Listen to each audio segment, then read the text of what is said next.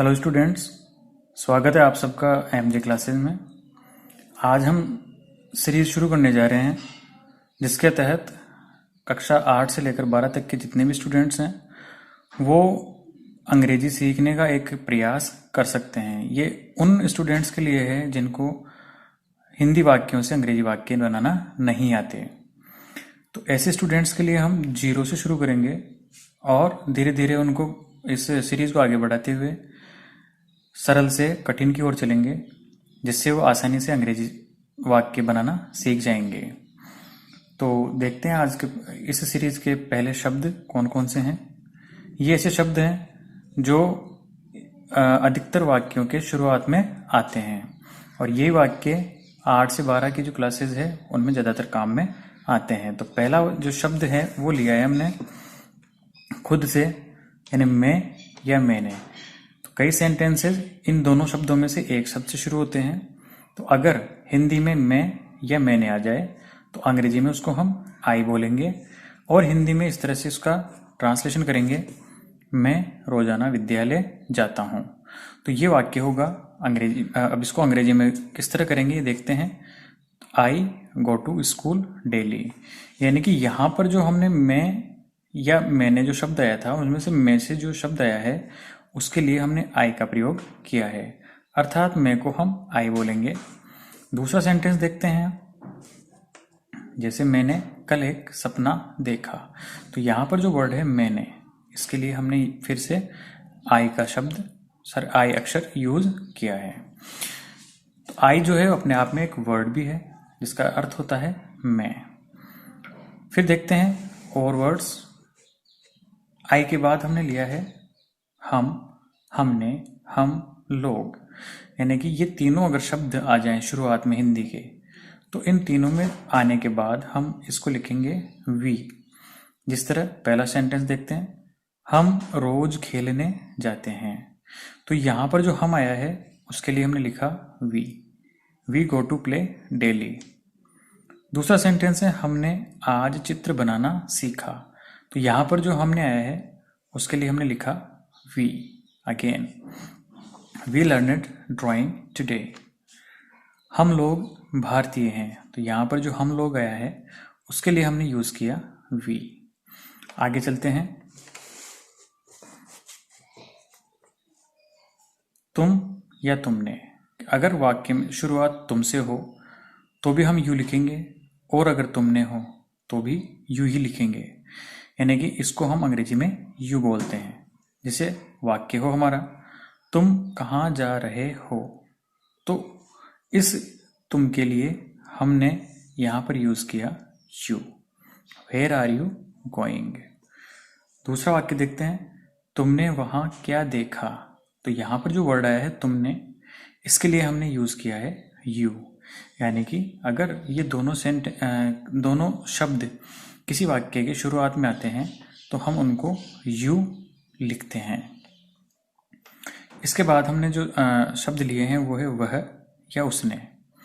दोनों का अर्थ एक ही है कि अगर ये शब्द किसी लड़के के लिए आए तो हम ही का प्रयोग करेंगे और अगर किसी लड़की के लिए आते हैं तो उसके लिए हम शी का प्रयोग करेंगे। यहाँ पर लड़के और लड़की से तात्पर्य महिला और पुरुष से है कि अगर महिला या पुरुष एक वचन हो तो हम ही और शी का प्रयोग करेंगे। जैसे यहाँ पर हमने लिया वह एक अध्यापक है। तो यहाँ पर जो वह वर्ड आया है, वह शब्द आया है, उसके लिए अंग्रेजी में हमने लिखा ही इज अ टीचर। दूसरा सेंटेंस लिया हमने, उसने मुझे आज एक किताब दी। तो यहाँ से जो शब्द आया है उसने, तो उसने के लिए हमने लिखा ही, अर्थात ही या उसने अगर आता है तो हम ही या शी का प्रयोग करते हैं। अगला वर्ड देखते हैं, वे या उन्होंने। दोनों का अंग्रेजी में अर्थ सेम है, दे का मतलब होता है या तो वे या उन्होंने। वे बहुत अच्छे लोग हैं। तो यहाँ पर जो वे वर्ड आया है इसके लिए हमने यूज किया they are very good people. या अगर हम इस तरह से प्रयोग करें इस शब्द का कि उन्होंने एक शब्द भी नहीं बोला, तो हम अंग्रेजी में लिखेंगे इसको they did not speak even a single word. यानी उन्होंने के लिए हमने यहाँ पर दे का प्रयोग किया है। आगे चलते हैं, हम यहाँ पर लिया है मुझे या मुझको, यानी दोनों ही जो शब्द हैं उसको हम अंग्रेजी में मी बोलेंगे। हिंदी में इसका प्रयोग किया है हमने उसने मुझे, यहाँ पर है उसने मुझे आज एक गाना सुनाया, तो हम इसको अंग्रेजी में लिखेंगे। ये उसने जो शब्द है इसके लिए हमने प्रयोग किया he recited a song to me, उसने मुझे आज एक गाना सुनाया। इसके बाद हम सातवां शब्द लेते हैं हमें या हमको। इन दोनों को ही हम अंग्रेजी में बोलते हैं अस।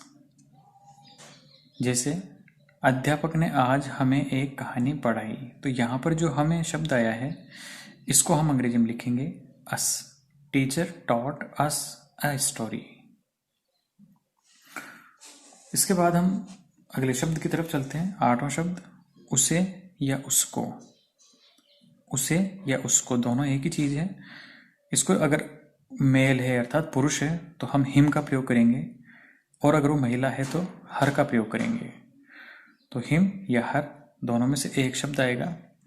जैसे मैंने आज उसको नहीं देखा, तो यहाँ पर उसको शब्द के लिए हमने यूज किया हिम या हर, दोनों में से एक आएगा, दोनों एक साथ कभी नहीं आएंगे। तो I did not see him today या I did not see her today.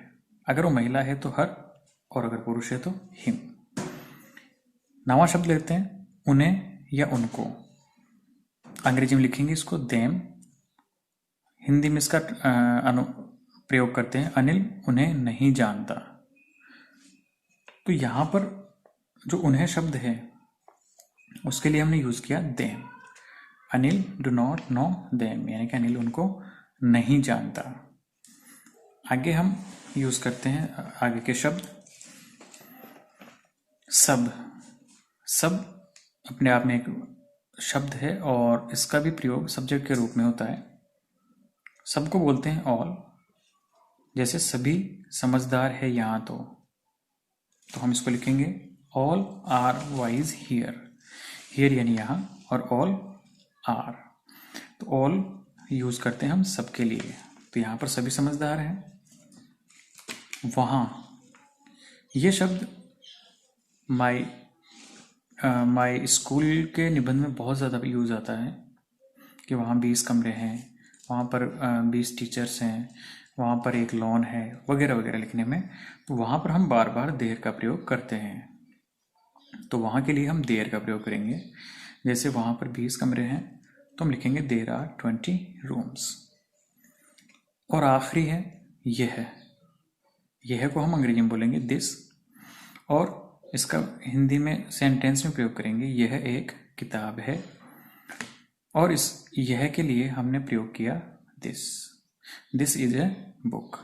इस तरह कुछ आधारभूत सेंटेंसेस थे जो बहुत ज़्यादा काम आते हैं।